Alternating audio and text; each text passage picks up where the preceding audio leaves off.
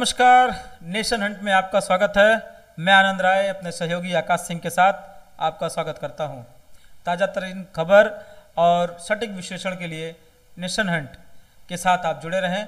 अगर अभी तक आपने हमारा चैनल सब्सक्राइब नहीं किया तो ज़रूर सब्सक्राइब करें, हमारे फेसबुक पेज को लाइक करें और वीडियोस को अधिक से अधिक शेयर करके हमारा उत्साह बढ़ाने में हमारी मदद करें।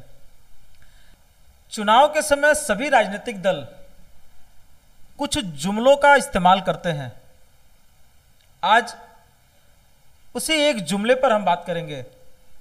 2014-2019 के चुनाव में भारतीय जनता पार्टी द्वारा वैसा ही एक जुमला दिया गया, सबका साथ सबका विकास और उसके बाद सबका विश्वास। परंतु यह क्या सच में नारा है या सिर्फ एक जुमला? इसी विषय पर आज हम दोनों चर्चा करेंगे। बात है उत्तराखंड के एक बीजेपी नेता के विषय में, पौड़ी नगर पालिका के अध्यक्ष यशपाल बैनाम के बारे में।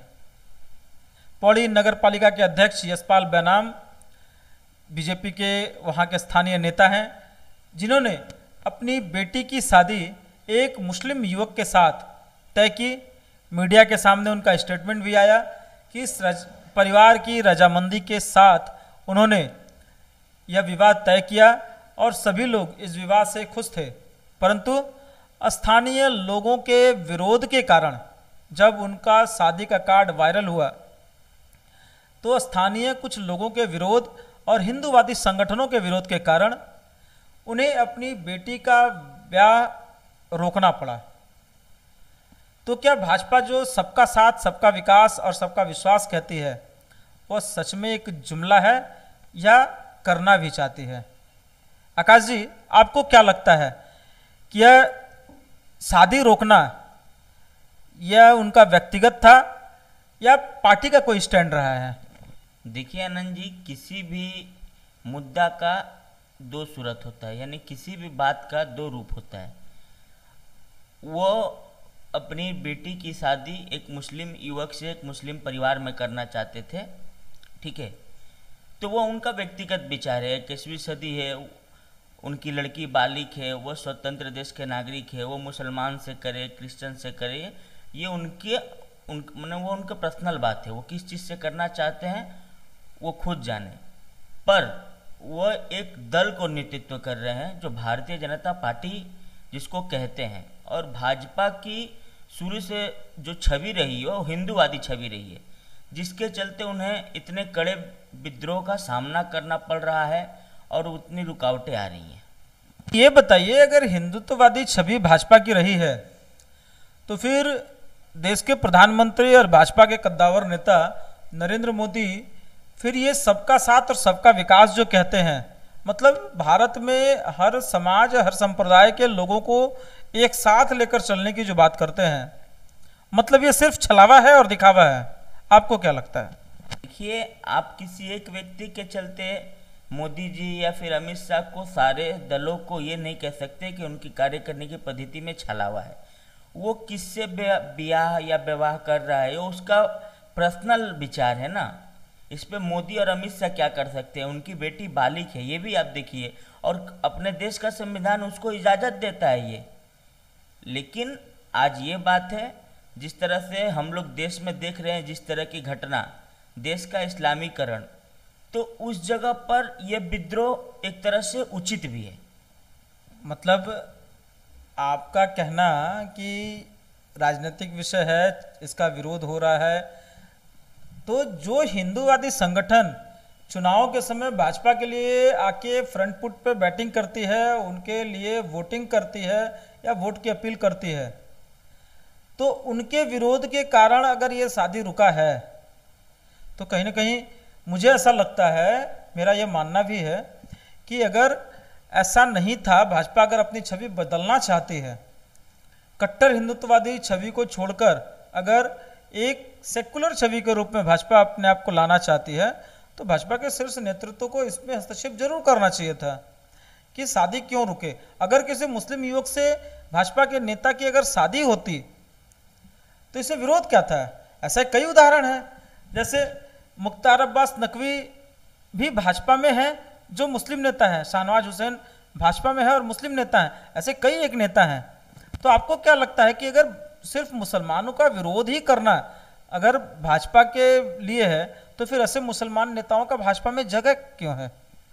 मैं आपको बार बार एक चीज कह चुका हूं कि ये उनका व्यक्तिगत विचार है, इसमें हम आप हस्तक्षेप नहीं कर सकते हैं। और जहां तक है कि शादी किसी मुस्लिम युवक से या किसी मुसलमान परिवार से हिंदी परिवार की लड़की का शादी, तो देखिए हम बोले ना कि ये स्वतंत्र देश है और जिसकी जो इच्छा है वो करे, किंतु अगर इसके बाद श्रद्धा जैसा कांड हो, हत्याकांड, या फिर जिस तरह से और भी कांड देख दिया जा रहा है, जिस तरह से हम लोग देख रहे हैं, जिस तरह से मीडिया दिखा रही है, इसका जिम्मेदार कौन लेगा? नहीं, फिर तो विषय आप बहुत गंभीरता के साथ उठा रहे हैं।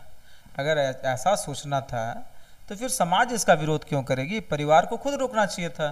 परंतु परिवार का तो स्टेटमेंट साफ आया हुआ है। भाजपा के नेता यशपाल बेनाम का स्टेटमेंट है कि उनका पूरा परिवार इस विवाह से संतुष्ट था और वो राजी था।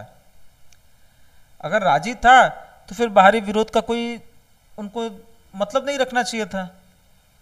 देखिए, विरोध होने का एक कारण है, जैसा कि आप जानते हैं कि यशपाल बेनाम एक बेटी के पिता होने के साथ साथ भाजपा के नेता हैं और भाजपा के शुरू से छवि एक कम्युनल, एक हिंदूवादी छवि रही है। तो आज विद्रोह होना एक समय पे उचित भी है। ये भी आप देखिए, आज उनके साथ जो संत समाज जो उनका विद्रोह कर रहा है, जो हिंदू वहाँ पे समाज विद्रोह कर रहा है, आज वो देखिए, आज वो नहीं चाहते हैं कि किसी भी बेटी का हाल श्रद्धा जैसा हो, या फिर किसी भी बेटी का हाल जिस तरह का आप इस्लामीकरण देख रहे हैं देश में। अगर देखिए वो शादी ब्याह करे, अपना घर बसाए, ठीक है, परिवार आगे बढ़े, तो इसमें किसी को कोई दिक्कत नहीं है। लेकिन अगर इसके बाद अगर कुछ ऊंच नीच होता है तो इसकी जिम्मेदारी किसकी है? चलिए आकाश जी, आपने जो बातें कही उससे भी मैं सहमत हूँ, परंतु कहीं न कहीं यह भी मानना होगा कि उत्तराखंड में आज भाजपा की ही सरकार है। अगर ऐसा कुछ है तो कानून व्यवस्था को बनाए रखना भी वहाँ की स्थानीय सरकार का काम है। तो अगर उसका विरोध होता है तो या फिर तो एक परिपाटी बन जाएगी ना। कल को किसी भी व्यक्ति का विरोध उस स्तर पे अगर होने लगे तो हम क्या खाएंगे, क्या पहनेंगे, कहाँ जाएंगे, किससे शादी करेंगे, तब तो हर एक विषय पे लोगों का हस्तक्षेप होने लगेगा। तो फिर कहीं ना कहीं ये अब हमारे व्यक्तिगत जीवन में दूसरों की दखल अंदाजी बढ़ने लगेगी। इस विषय पर आपका क्या कहना है? देखिए, जिस तरह आप अभी पता नहीं आप सोशल मीडिया पर एक्टिव हैं या नहीं है, पर मैं आपको एक चीज़ दिखाना चाहता हूँ। अभी कुछ दिन पहले केरला स्टोरी फिल्म रिलीज हुई थी, ठीक है। केरला स्टोरी फिल्म के रिलीज होने के बाद आप देखिए पटना में एक हिंदू युवक को पीटा गया क्योंकि वो अपने मुस्लिम दोस्त को लेकर घूम रहा था या फिर स्टडी करने जा रहा था। इसी तरह का एक और केस आपके, ठीक है, मध्य प्रदेश में आया। उसी तरह का एक केस आपका बेंगलोर में आया। इसी तरह का एक केस आपका महाराष्ट्र में आया, एक केस उत्तर प्रदेश में आया। तो ये देखिए, आप जितना भी देखिए, केरल स्टोरी देखने के बाद में आज मुस्लिम समाज अपनी बेटियों को किसी हिंदू लड़के से दोस्ती करने के प्रति